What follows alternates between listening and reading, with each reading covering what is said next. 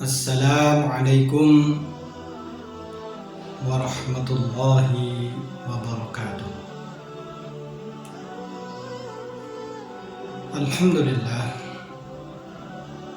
Alhamdulillahilladzi arsala rasulahu bil huda wa dinil haq liyudhhirahu 'alad dini kullih wa kafa billahi shahida.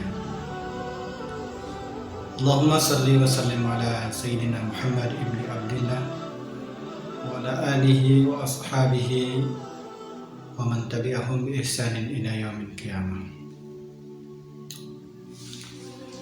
Alhamdulillah, kita bersyukur kehadirat Allah Subhanahu wa ta'ala,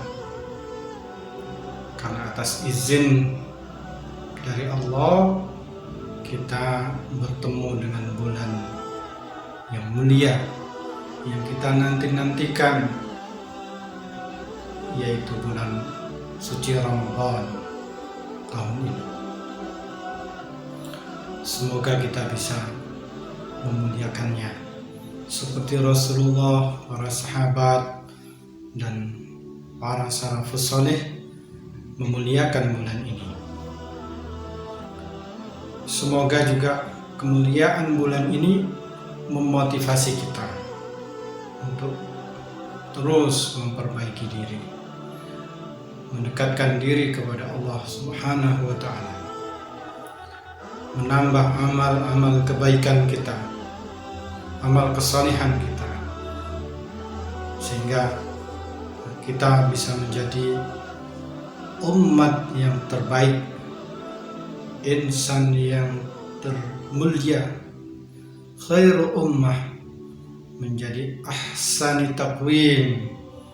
Dan seperti Allah menyatakan di dalam surah Al-Baqarah ayat 183 bahwa puasa ini seyogyanya menjadikan kita menjadi insan-insan yang muttaqin, yang bertakwa kepada Allah Subhanahu wa ta'ala, yang berusaha untuk menjalankan perintah-perintahnya, menjauhi larangan-larangannya, takut hanya kepada Allah Subhanahu wa ta'ala. Amin ya rabbal alamin. Mudah-mudahan kita bisa memanfaatkan momen bulan Ramadan ini dengan sebaik-baiknya. Ayah, bunda, dan anak-anakku yang dirahmati Allah, dulu saya mengira bahwa sebelum Rasulullah Muhammad SAW hadir mengenalkan Islam, bulan Ramadan itu tidak ada. Ternyata salah. Ternyata masyarakat Arab sudah mengenal nama Ramadan itu jauh sebelum Rasulullah Muhammad itu mengenalkan Islam. Jadi sejak dulu sudah ada nama Ramadan. Nah, ketika Rasulullah hadir, maka bulan Ramadan ini menjadi bulan yang dimuliakan dengan adanya perintah berpuasa. Ada amalan-amalan sunnah juga, sholat tarawih yang khusus hanya ada di bulan Ramadan. Di bulan yang lain tidak ada sholat tarawih. Maka semakin lengkap Ramadan ini menjadi bulan yang mulia. Tetapi ternyata ini pun kurang tepat. Setelah baca-baca sirah Nabawi, secara historis surat Al-Qadar yang ini menjelaskan tentang kemuliaan bulan Ramadan itu turun di Makkah. Surat Makkiyah diturunkan di saat Rasulullah berada di Makkah. Dan perintah untuk puasa wajib di bulan Ramadan dan sholat tarawih itu ketika Rasulullah ada di Madinah.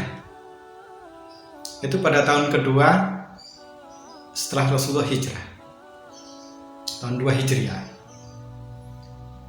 Artinya apa? Artinya bertahun-tahun ketika periode Mekah itu ya Ramadan mulia tanpa puasa, tanpa tarawih.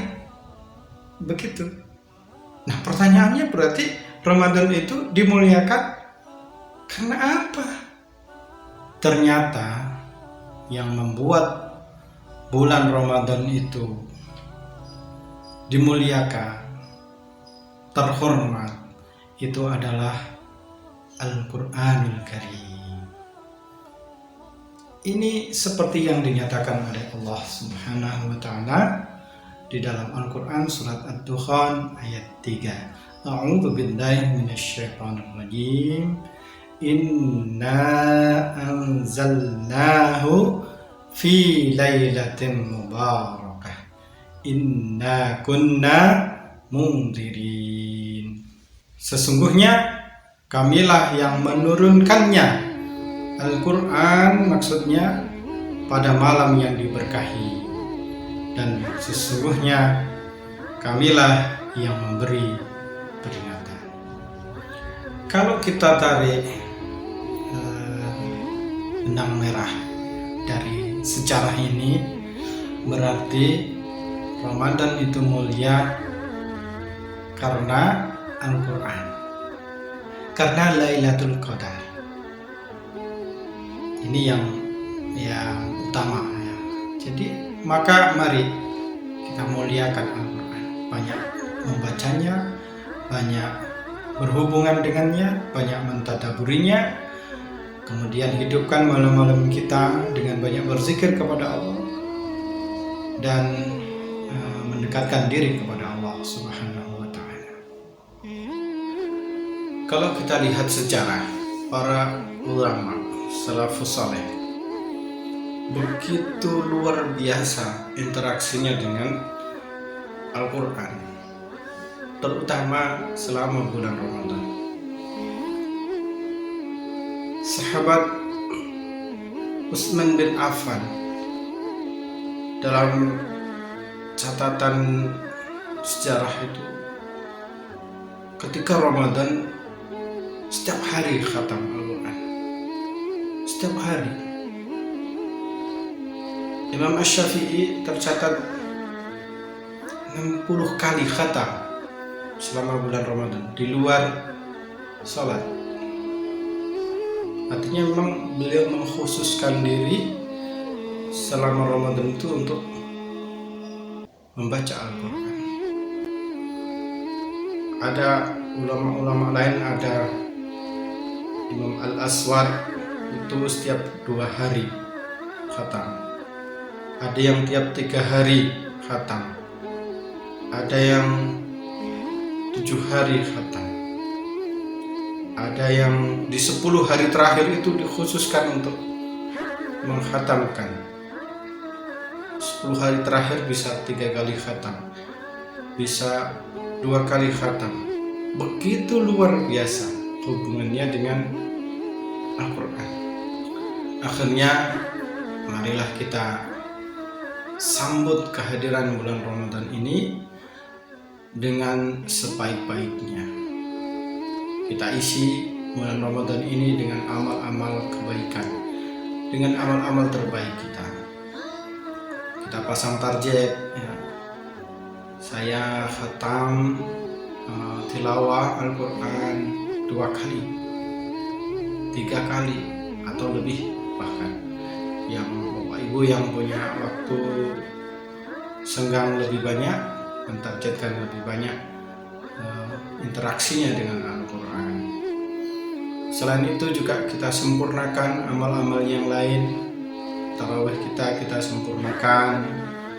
Kemudian jika memiliki harta yang cukup, yang lebih, kita sisihkan untuk berinfak, bersedekah. Bisa ke masjid, bisa ke panti asuhan, bisa ke sekolah, bisa ke tetangga, atau yang lainnya. Kita sisihkan. Selain yang wajib, jangan lupa zakat ya. Zakat yang punya tanggungan zakat mal segera ditunaikan. Intinya kita sempurnakan. Mudah-mudahan dengan begitu keberkahan diberikan oleh Allah Subhanahu wa taala untuk kita semua, untuk bangsa kita, untuk negara kita. Selamat menunaikan ibadah puasa Ramadan. Mudah-mudahan Allah memberikan kita kekuatan sehingga kita bisa menjalankan ibadah selama sebulan penuh. Kurang lebihnya mohon maaf. Assalamualaikum warahmatullahi wabarakatuh.